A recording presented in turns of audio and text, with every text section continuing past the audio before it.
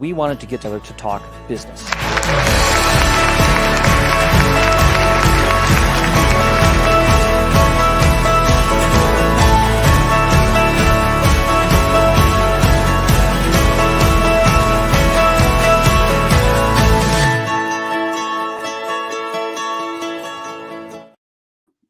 Hello and welcome to Superstars Writing Stars Writing Seminars live stream. This is with our executive sponsors of Superstars Writing Seminars 2024, and I am so happy to have with me live from Los Angeles in the virtual Superstar Studios, John Goodwin of Writers of the Future. John, welcome. Thank you. Hello, Mark. Great to chat with you again. Feels like just last month we were in Colorado together. Indeed, it does feel like that. And you've probably been to 4 or 5 events since then, right? Several, yes. Yeah. The week after, I went to LTUE, and that was a lot of fun there too. Oh, wow. That is amazing. So for anyone who is not familiar with Writers of the Future, can we just go right back to the beginning and just sort of explain? So John, what is Writers of the Future? All right. In 1983, following actually quite a career of having helped aspiring writers, Hubbard created this contest. He launched it, and it was conceived to be a means for an aspiring writer, someone who wants to have that next level up, to have a chance for the works to be seen and acknowledged. And he was one of the most prolific, Hubbard was one of the most prolific authors of the golden age of 30s and 40s, published over 200 stories, used like 15 different pen names. But he wrote several essays too on the subject of writing and how to get started, and how to make a break, and how to, know which is your strong suit, and how to come up with story ideas, all these things here. So he launched this contest right after releasing Battlefield Earth, and it took off like it really wasn't expected to the degree that it did. I've interviewed Bob Silverberg a few times, and he said, this is pretty good. If it lasts 5 years, that'd be great. 10 years, it'd be like, oh my gosh. And so up till year 25, every 5 years, he would do an essay for us and said that same story, but it grew another 5 years. And it's now grown from that. There was a few hundred entries that first year, where we have thousands of entries now each quarter. And we've gone from having honorable mentions to silver honorable mentions, finalists, semifinalists, and actual winners. And the whole reason on that is because it's gained such a reputation of being a means for a writer to get themselves known, and that other editors looking for good material, because the slush piles get pretty hefty. And I mean, in 2022, there were, I think it was 4 million books were published. It's crazy how many books get published. So because the judging is blind, we have some of the biggest names in science fiction and fantasy as the judges. Winners are selected strictly by the judges. They don't pay anything to enter the contest. And a big jump occurred at the beginning of the pandemic, when we put on the online writing workshop, the free online writing workshop. We have a series, I think about a dozen videos that we did with Tim Powers, Orson Scott Card, and Dave Wolverton, and then about 10 essays from L. Ron Hubbard. And this is all the steps on how to compose a short story, beginning a story, changing it, the middle part, the end part, how to handle dialogue, all the different pieces to it. And so that changed. We had to really increase. You'd see then the number of honorable mentions increase drastically, because with that piece of learning that people were able to get, and again, it was free from some of the biggest names in science fiction and fantasy, it really raised the bar on entries. But at this point now, because of the podcast, which you've been a guest on a few times, and I'm about ready to interview the director of marketing for Ingram. I had the head of Ingram Spark a few weeks ago. I've had Kindle. So I try to do lots of things to be able to provide that. And that was the original purpose of the contest as created by Mr. Hubbard back in '83. So this year we're celebrating 40 years. And those of you at Superstars, remember that closing ceremony where everybody, congratulations, writers of the future, which was great. That's going to be on a video that Emily's in the middle of editing right now.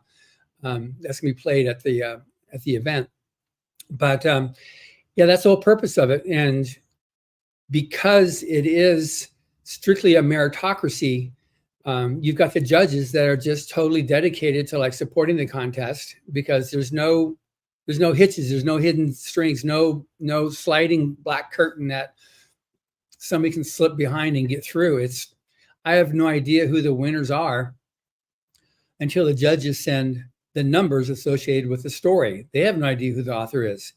And if for some reason, like it's happened with Brandon Sanderson, it's happened with Dean Wesley Smith, it's happened with a few others where they recognize the story, either they recognize that author, then they recuse themselves. They won't vote. Oh, So really? Really? So they may recognize because maybe it's a character from one of their novels or something, and they go, oh, I know who this is. I can't. So it has to be completely anonymous then. Yeah. So like when Brandon had recused himself because this is Darcy Stone. She's a grand prize winner several years ago. He recognized the story because he helped her, when they're workshopping it. He says, I can't vote. I know who it is. So we got to get somebody else to vote in, But anyway, so the judges really dig that too, because it really maintains that level of integrity, which other editors know now too. So if someone comes back and says, I've won 5 honorable mentions from Rise of the Future, they know it's strictly based upon their writing and nothing else. So it's not because they're the son or the daughter or the husband or wife of someone who's already established in the industry. It's because they can write. So as you move on up, I see press releases usually once every couple of weeks from someone in their bio says, yeah, I won honorable mention in Writers of the Future as part of their credits. So that's what the contest is. And we're almost 1,000 winners now between both contests. Wow. We're in year 41 right now. And what's really cool about it too is Mr. Hubbard funds the entire contest out of his royalties. He put it in his will to continue doing it. So all the judging, anything we have to pay for the contest administration, all the flights when winners get flown out to Hollywood, that the contest pays for that. The hotel where we stay at, right now it's at the Lowe's Hotel. We've been staying at the Roosevelt Hotels. It's nice hotels in Hollywood.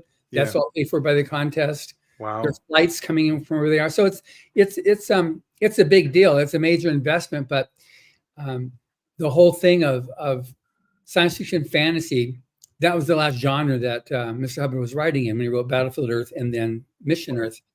And because he saw that science fiction was a herald of possibility. And the artists, they're the creators. They're the ones that paint tomorrow's future. Right. And so he experienced it in the 30s and 40s and 50s. It was the science fiction writers that met after Korea started to escalate, saying, we need to get man's attention off of fighting each other and start fighting the unknown enemy in space. So they created with their stories the space race. And they're the ones that had the ears of the politicians in DC.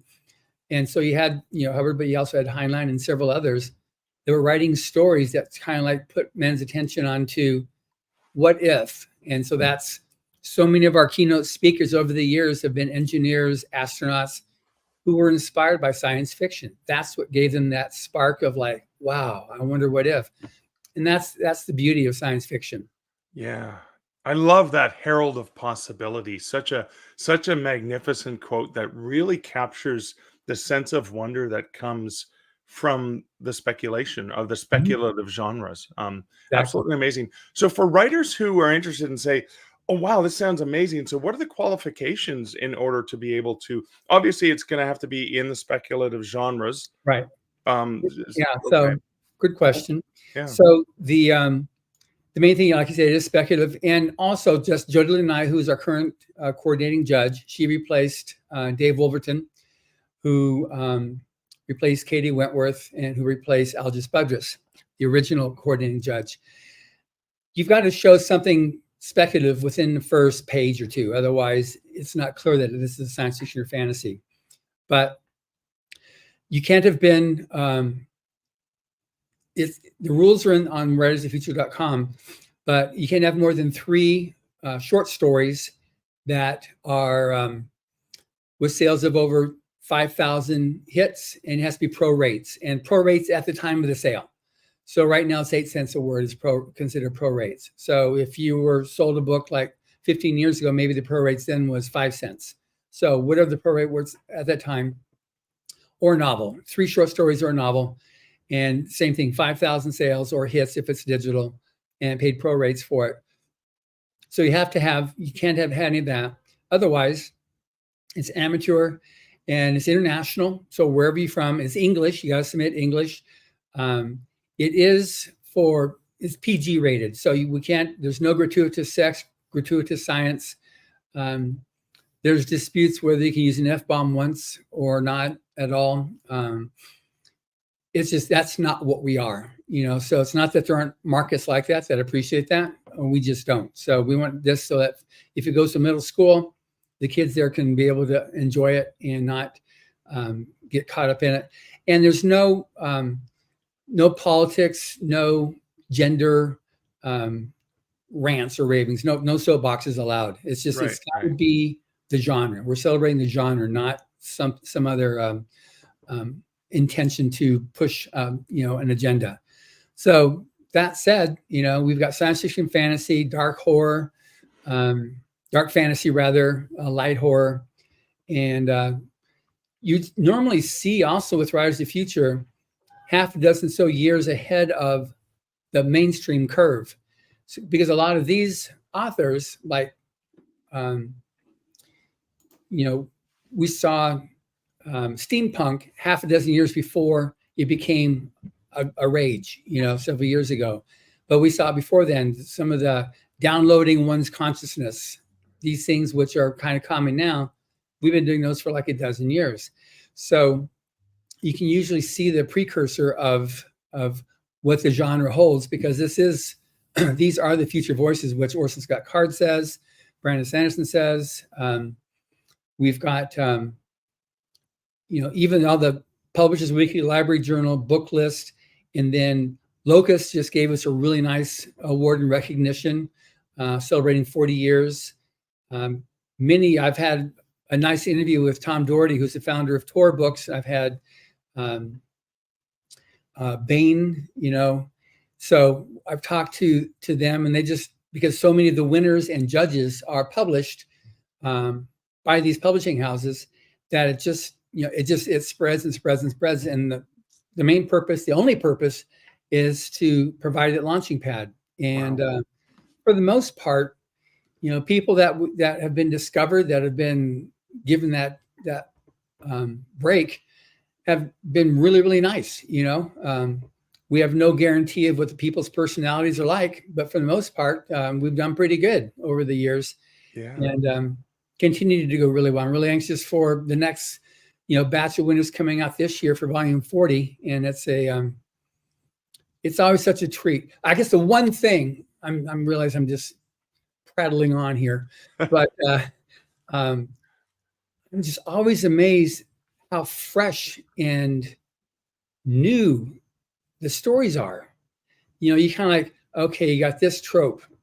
Okay, you got this trope. How many tropes can there be? Right. Well, one of the things is being able to be fresh and being original with dealing with, the standard science fiction or fantasy tropes. Right. And that's what the winners do. And I'm just like, how do they think that? I'm just amazed with that.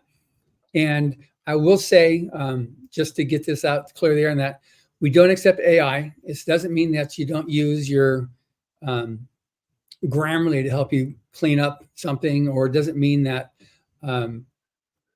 working out writing prompts, but you can't use AI to write your story. Right. We have tools that we use to find it.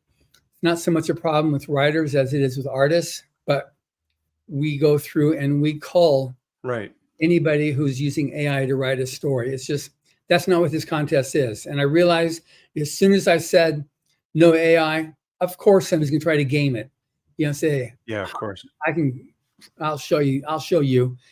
And so it's unfortunate because they're just doing themselves a disservice.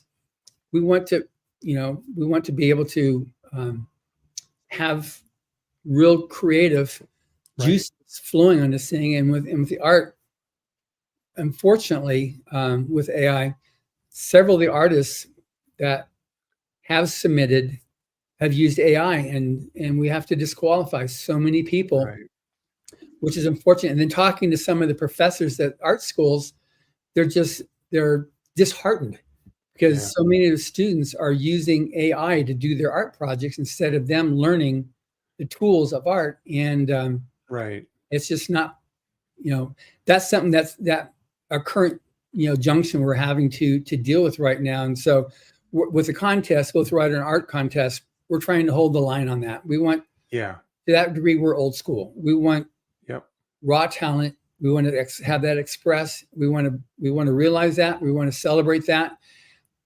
And then they can go on, and they're the ones that are going to be able to creating the bright new future, not, regurgitating stuff that can be done.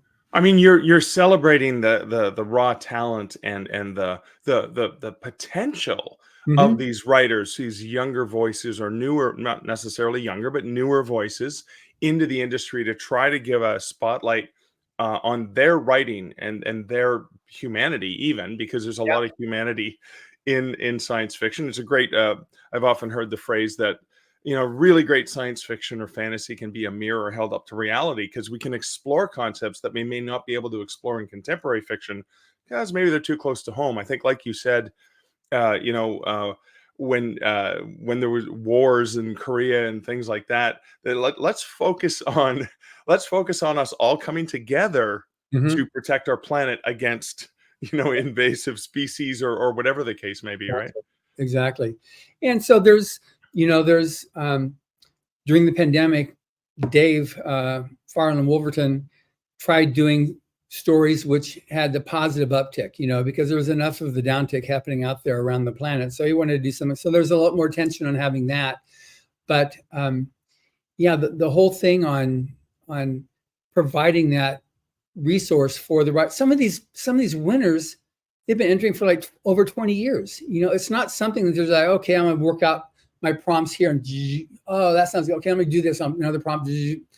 No, these guys have been working it, and they're the ones we want to be able to celebrate and let them come up on stage and said, like TJ Knight last year when he was up there on stage, and he was he had his little script there, but then he was reading like, I've been waiting for this moment. He looked at his watch for 27 years, and wow. You have some people that, one person entered 47 times, and several people even over the last couple of years were entering since the very beginning of the competition. Then kind of like went through their own curves as a writer in life and stopped and picked back up again. We've had, you mentioned regardless of the age, we've had our youngest winners have been like 16. Those have been artists, but we've had, I think, an 18-year-old as a writer. And then we had 67-year-old winner last year. We've had a grand prize winner that's 67. We've had one art winner that was over 70.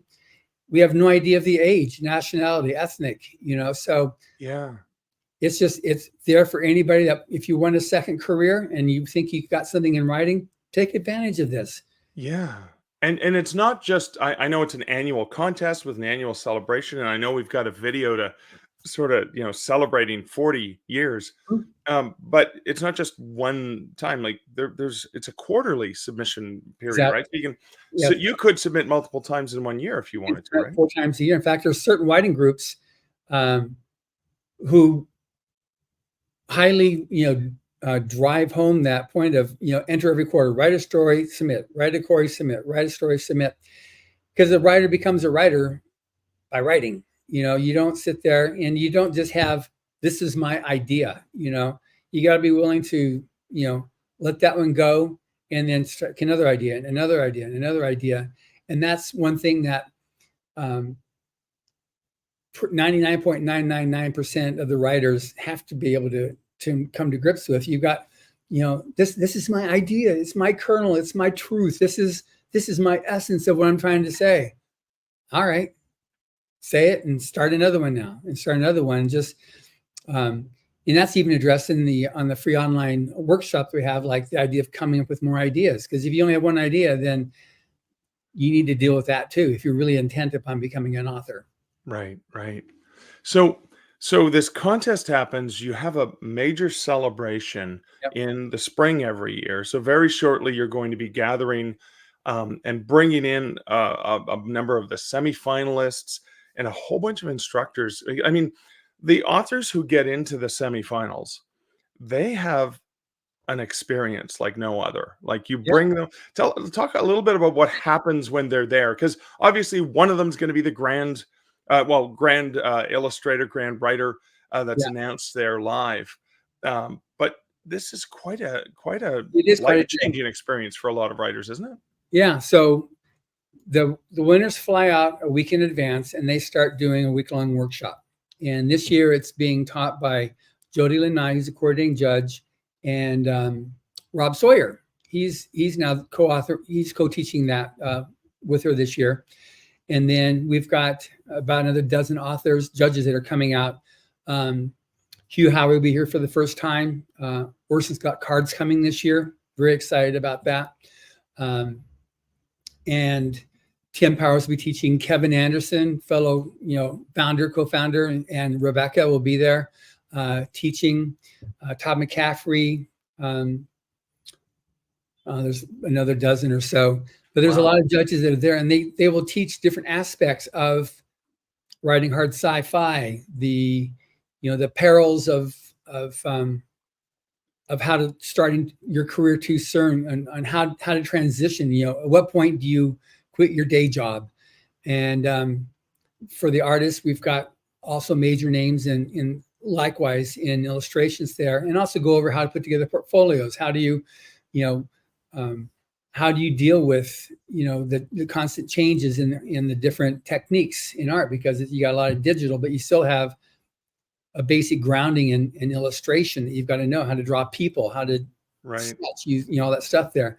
So that's what they're going over in the art contest. They've got live models. So they do a whole series of, they dress up in steampunk outfits, and they do a 5-minute, 10-minute, 15 and 25-minute sketches where they're there and these models pose, and then they have to sketch that, and then it gets critiqued by the judges. It's really quite amazing. But throughout that week, they go through that and get all this instruction, and you can ask whatever questions you want, and when the workshop's over, then you've got what's affectionately referred to as BarCon, and so they go afterwards there, and whether you drink alcohol or not, but people go to the bar, they gravitate there, and they just chat, and you become friends. Yeah. And so a lot of the judges just love being able to meet their counterparts of the winners. On Tuesday night this year, 2 nights before the event, we have a barbecue, and that's where all the judges and all the winners get together, and we try to mix it up and get them to meet each other for the first time. We also have a thing called the big reveal. That's the second most emotional event of the week, and this is where we have, and this is it's just amazing. We have the illustrators are inside this big room, and we have all the art on easels in the middle of the room, and they're standing to the side. The doors are closed, and then we're ready. Then we open the door, and the judges are inside too, waiting to see. Then we open the door, and the writers all come in, and without anybody saying anybody, they got to go to their art piece. And when they do, sometimes they have to walk around because the piece of art is farthest away from them. But it's just amazing when they see their art and they kind of go, "It's mine." And then they go up, and then the illustrator comes up and introduces himself. And it's amazing, the emotion, the tears, because the artist is so concerned that the writer wouldn't recognize it. Yeah. The writer is concerned that they couldn't tell a story that an artist would be able to get anything out of. Right. So they're both totally, stuck way inside their heads, like, oh no. And when they see that, wow, you're able to see in my story, which I can only say in words. I couldn't visualize that. It's just, they're just amazed at what it does to their story. And it also tends to that complementary interaction, have an author they think in words, and an artist thinks in color and image and shapes. And it's just how they come together it's just amazing. It's so emotional. And then we also have, when they see the books for the first time and they do their first signing, which by the time they're done, they're like, whoa, because they'll end up signing like 250, 300 books. Wow. Books A Million wants a bunch of them. Barnes & Noble wants a bunch of them. Several independents want a bunch of them. And then we want to send them to judges that couldn't make it for whatever reason. Right. So it's a real special moment. And then when we come to the event, then it's a black tie affair, and they see all these people that are just there to celebrate them. And when they, it's just all these judges don't have to be there. They're there because of these winners. And when the winners grok that, they kind of go, wow, and because now the era is now, whatever you say lives on forever, when it's filmed and it goes on the internet. So we make sure that people know, like, this is how people are going to find you. So if you're really intent on becoming an author, an artist, and having people, want to know more about you, they're going to find this. So you want to make sure that your first impression is a really good first impression. Yeah. So it's a great thing. And then the day after the workshop, Emily and I teach a how to promote yourself workshop. And that's where we go over, how do you hold a book on an interview? How do you do an interview? How do you pitch your story? Jody and I helps on that, doing how to create an elevator pitch. We drill, I said, how to do an interview itself. We do mock interviews, all these different things. And then I got the podcast. And so I endeavored to interview everybody on one of the podcasts. And then the morning after, I will interview the two grand prize winners. We've got 2 international media that are going to be there several days to interview winners. Joe Montaldo has been there the last 3 years. He's got United Public Radio Network. He's going to broadcast the event too. That gets about 3 million views or listens. Wow. They'll be there all week doing interviews. And then Catherine Kurtz, who's got a Let's Just Talk. She's got a huge Christian network. Also about 3 million listeners, viewers, international. She's got a TV network. She's going to be there too because she loves the contest. And she's anxious. She's going to be a guest on the podcast. She sent me one of her books I'm reading, so I'll be interviewing her as well. She's all excited about that. But we've got one of our winners this year. His dad's a senator in Ohio, I think it is. So he'll be coming out. I'm trying to set up an interview with both father and son, just to go over the importance of art and literacy to a society, because he's a senator, a state senator. What does that mean, to the state to have arts, celebrated and recognized? Yeah, that is amazing. Absolutely amazing. I love that you're celebrating the authors in such a spectacular way. Mm-hmm. You're sending them home equipped, because the anthology they're published in is available not just in the US. It's available here in Canada. It's available, I don't know how many countries it is, but it's available. UK, Australia, New Zealand, South Africa, hard copy. Now I think that's in June. But it's available everywhere via Amazon or several other digital. So you can get it in China. You can get it in, throughout Europe. I'm amazed when I was just looking at my podcast, how many European countries listen to it. Yeah. And it's just like, wow. It's amazing. All over the world, yeah. Yeah. So you've got a video. It's sort of a teaser for the forthcoming edition with a cover reveal. Is it okay if we share that right now? Please do, yeah. All right, cool. Awesome. Let's do that.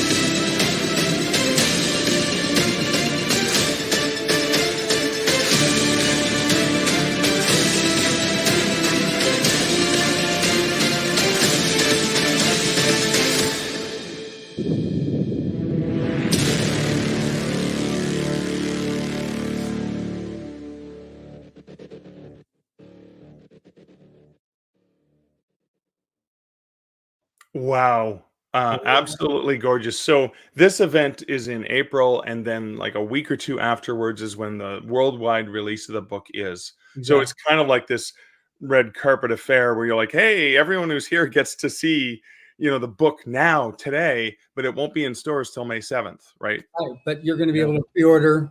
Yeah. Pre-order right now as you're listening to this. You can go click, click, click, and then get that thing pre-ordered. We Yeah. also what's real fun is it's become like for Nettie Okorafor, who was published originally in volume 19. Right. This is one of her favorite events that she likes to go to now. Right. So it's been really good. I saw that spark in her eye when I first met her way back when. Brian Hales was the illustrator, and I look at those original photos of them, and you never really see how much someone changed until you look at that one, Right. so many years ago. And but she'll be out here again, and now her daughter is almost as old as she was when she won. Oh, wow. Yeah. Wow, that is amazing. And you have a number of the judges who were winners. Yeah. Over the years. Or entered the contest and disqualified themselves, because like Rob Sawyer, he entered several times, disqualified. Kevin disqualified. Yeah. Brandon disqualified himself. We had Nina Creek. You're saying disqualified because they signed a contract for a book and that they put out. Yeah, exactly. Nina Creek Hoffman. Not that they did anything wrong. No. And so Nina's was a winner. Dean Wesley Smith was a winner. Sean Williams was a winner. Wow. And then obviously Dave Wolverton was a winner. Eric Flint was a winner. So we've had several that have, done that. Hugh Howey entered the contest. We found out when we were searching. Really? Yeah. Oh, wow. Yeah. He disqualified himself by his. He entered this short story. It was called Silo, I think. No, like really? Never heard of it. that never went on to be anything. Wow, that is absolutely amazing. So I have in my hands a hot little copy of the 39th edition, which was released in May of 2023. Yeah, and it's just such it's a gorgeous book, and so TJ Knight, of course, as I flipped it open, I found beautiful illustration. There's so many gorgeous illustrations in here. Yeah, they did the illustration there, Chris Arias, I think it is. Yeah, Chris, yeah. So he's from Costa Rica. He went home as a rock star. He had every national TV interviewed him. They said he came from Hollywood where he won the Oscar. Wow. And because certain media refer to it as the Oscars of science fiction and fantasy. So he went home. He was a guest of honor at their Comic-Con. He was a special guest in their annual Christmas parade. Yeah. But every media interviewed him, and he just got presented Thursday, with a trophy from the city he lives in, from the mayor. So he sent a picture. Here's the mayor sending him a trophy, and it's being FedEx to us. So we have it for the 40th event. Wow. But it's just amazing what type of recognition we've gotten. We had a really nice recognition from Dan Farr, the owner of Fanex, Salt Lake City Fanex. Yeah. Pat Henry is flying out. He's doing a presentation of an honorary Dragon Award at the event. And if I wasn't supposed to say that, then nobody heard that just now. And then we've got a real nice letter from Tom Doherty and from as the founder of Tor. We've got Bain. We've got several magazines. It's just amazing. I'm right now about 55 different awards and recognitions, and now we're starting to get various proclamations. I just got a really nice proclamation on Monday from the president of the Bronx. They don't have a mayor. They've got presidents of all the stuff. So I just got that. So we're getting lots of stuff recognizing that. The best remains that huge shout I got from all 300 people there at the closing ceremony. The Superstars, the awesome tribe. That was just the energy in that room was amazing. So you're going to be, that video Emily's working on is probably going to be at the ceremonies, I'm assuming. It is. Right? It is. Yeah. Cool. It's going to be used to introduce the musicians that come on, and then we have the Gunil Jacobs comes on to start the thing. So that'll be pretty fun. And I look at this. So not only are these like just obviously award-winning, phenomenal, world-class science fiction, fantasy, horror, speculative fiction, but also the anthologies include um, some art and writing tips, right? So not only do you get to see what the best of the best is, but then there's also learning materials. Because the other thing you're doing all year round, you talked about the podcast briefly, but you have resources to help budding artists and writers, right? That's the whole thing that the contest is about, is help. And so we've got the free online workshop, we've got the podcast, we've got a blog, we've got the course. So there's the workshop. So, and then we also have pages for every year. So you can go back and just see winners going back to the very beginning, some of the photos, and how, I'm trying to get a hold of still Karen Joy Fowler to come. She's still in England right now. Hopefully she gets back in time to be able to come out to the event. Yeah. But we've got about 4 or 5 original people from Volume 1 that we're working on getting here. Wow. Greg Benford is a judge, a founding judge, so he'll be at the event. So it's it's very exciting. And what we tell, and the judges tell, if you need to know how good you have to be, read the book. Exactly. Yeah. Being published in there went from being where you are right now to being published and now labeled a professional author or professional artist. And if you're an artist, you can look at it too, because the very beginning of all the books now have the color plates of all the illustrations. And for the first 30 years, all we did was black and white, because there was mass market paperback. When we went to trade paperback, we were able then to start doing color printing. Wow. Changing the press format. So so you see this beautiful art. So these are the standards you have to be. If you're writing from England, or if you're writing from Australia or South Africa, whatever version of English you use is what gets published. Really? So we don't Americanize it. We don't take, we don't switch a lift to elevator. It's like, if it's lift, it's lift, and the spelling stays the British. So here in Canada, color with a U in it, and in Britain, that's what's in it. That's published. Oh my God, that's amazing. Yeah.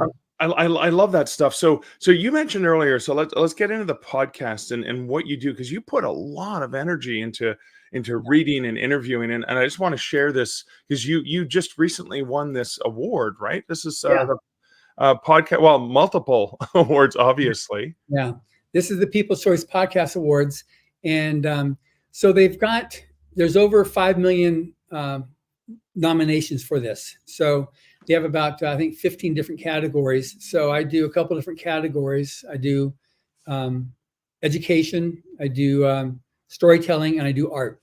Yeah. So the main thing I get the award for is education, learning, because that's what I'm trying to do.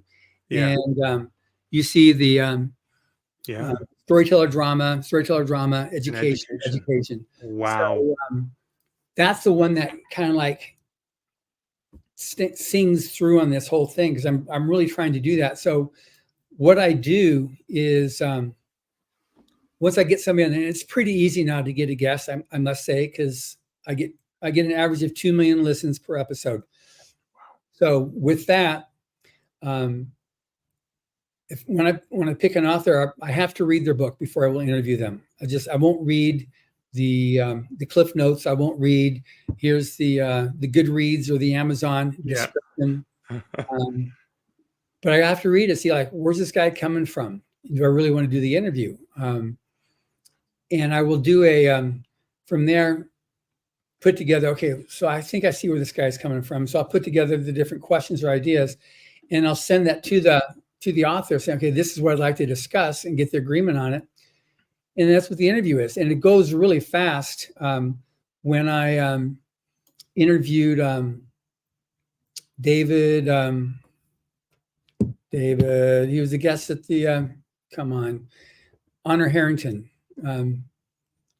I'm drawing a blank too, and I can picture him. And he was just in our last week's episode, I think, if I'm not mistaken. Or David Weber. Sorry. David Weber, of course. Yeah. So I just interviewed David Weber. I had a list of questions, and we never got past his having to deal with the fact that he was becoming the new old guard. And it was like, we just stumbled on that. Was had nothing to do with what I had worked out, but we Wow. went into that, and it was just like, it was a very interesting conversation about, when I started writing, I had all these people that, that were the big names of science fiction. I was like, there's Heinlein, or there's Silverberg, or there's, whoever. And now people come to him, is treating him like he's that old guard. And he said, he's having issues coming to terms with the fact that he's now the new old guard. But he's David Weber. I know, So, but yeah. he's just like, he looks at it from like, is this still good enough? Am I losing my edge? Am I not? Because now he's got his own worries, Right, yeah. Have I peaked? And now I'm like, so like, you see these things. And then when I interviewed Jim Butcher, I was like really surprised, because I read his first book, and that was a lot of fun. It was just good. And said, so what do you recommend I read? He said, well, start with book 7, because this book 7. I really got into my own pace on it. And I went, wow. Wow. So that's, it's just interesting how you find different things out. So by reading and really becoming familiar with the author, I'm able to have these conversations, and they're always surprised. I say, okay, well, we got 2 minutes left till the hour is up. And they're like, wow, like when we've done interviews, I really enjoy your story, and I'm hoping it really takes off. And I'm really looking forward to when that girl comes back. Of course. And I'll always talk about that every time I get you on an interview. But, it's a fun story. And so I love talking about it, but I can't talk about it if I haven't read it. So, and so that's what I do. And I don't just stick strictly with science fiction and fantasy. If I do something and then all of a sudden it turns out to be thrillers, like, wow, or somebody starts off fantasy and then they go into like a certain kind of romance. And it's okay, that's interesting how it just went like that. Yeah. So I do that. But then I've also had a great interview with Tom Doherty on the history of publishing. Yeah. Tony Weisskopf on how Bain started and how she came to take over, Yeah. I've had a lot of editors of magazines. I've done a lot of stuff on audiobooks with the editor of Audiophile magazine, with the president of Audio Publishers Association, Michelle Cobb. I'm about ready to interview Steve Smith, who's the publisher of Oasis Audio. I've interviewed as I mentioned earlier, the head of one of the divisions of Ingram, about ready to take another one on this coming week. So it's just, I'm trying to provide a spectrum of help for, if you want to do something, you can do that. And then the one that just went up last night was Storm Hubbard. And that was a fun interview we did there. I recorded this one. I was out there at Superstars. Right. But, he's got the Calendar Fools, his publishing company started that he created with fellow winners that year, where we had the double year because of the pandemic. We had to push one back 1 year. Yeah. So he was there, and they've got a new Kickstarter they just did called Intergalactic Rejects, which they're trying to, just hear stories that are really good, but that for whatever reason they missed the mark on that story they were doing. I mean, the book that they were selling to, and so then they just kind of like put together this book of Intergalactic Rejects. So we had Bill Billy was there as a guest saying, I got a silver honorable mention for Rise to the Future. Well, didn't quite make for you, but I made it for this. He's all excited, Well, I love how you're inspiring. The winners and the entrants and the honorable mention people. You're inspiring them to pay it forward and to look for how they can promote and support other writers. I mean, it's absolutely fantastic how that love spreads, right? Mm-hmm. That really is that, and it's just there's no scarcity of an audience. It's just the only scarcity is your willingness or know-how to capture it. That's what I try to do with the podcast, and that's what Mr. Hubbard tried to do with all of his essays, and then what we tried to do when Emily created the online workshop, and what the website does by celebrating all these different people on our social pages, Facebook, Twitter, Instagram, TikTok, YouTube. We try to celebrate other winners, and anytime somebody has done something of value, let me know and I'll share it on these various pages. I love it when somebody does something and they're really, they get the next novel out with David Hankins just came out with Death and the Taxman as a book. It releases on tax day coming up. Oh my God, that's amazing! And that was he short won story. with the short story, Yeah. and then he readapted that into a novel. Yeah, exactly. And I'm waiting. If you're listening, Elise Saba Stevens, I'm waiting for your novel to come out of your winning story. I love those characters in there. So, I'm still waiting for that one to come out. But there's several stories too that they are such good stories and totally, totally worthwhile to be turned into novels. Oh, Anytime fantastic! you do that, just let me know. I'll definitely share that.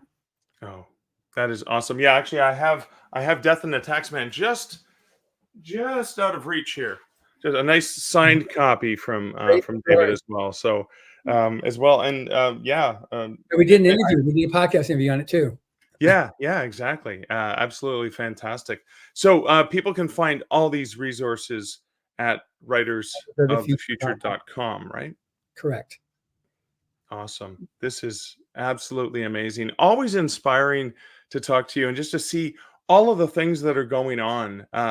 Again, in L. Ron Hubbard's legacy, as a hardworking author who, I mean, again, and when he was starting out, he was pounding away on a typewriter, getting this, and he wrote in almost every genre, but he finished off his writing career focusing mostly on speculative fiction. And that, you said 1984, 40 years ago was when the very first ceremony for him to want to help other writers. That's when that all started. Yeah. Wow. And I got to say, too, if you're not familiar with any of L. Ron Hubbard's writings, some of the ones that are most popular and the winners this year are being sent a copy of To the Stars. Okay. Which is one of Rob Sawyer's favorites. Okay. There's Typewriter in the Sky, which was Mike Resnick's favorite. There's Fear, which is Tim Power's favorite. And these are stories that just, they resonate, and they tend to change the genre. Heinlein, he just went on to say about just how much was done, because the genre that he was able to actually help create that storyline was the man that did better, or the person that did better. So if they started off on the wrong course, they're doing the wrong thing, they come to some crossroads in life and they make the decision to do better. And that was one of the things that he really specialized in. That's what you've got, these different stories that you can read about his. Now, Fear was actually my first L. Ron Hubbard novel. I was into horror. I found it in Sudbury, Ontario, and Coles, one of the chains at the time.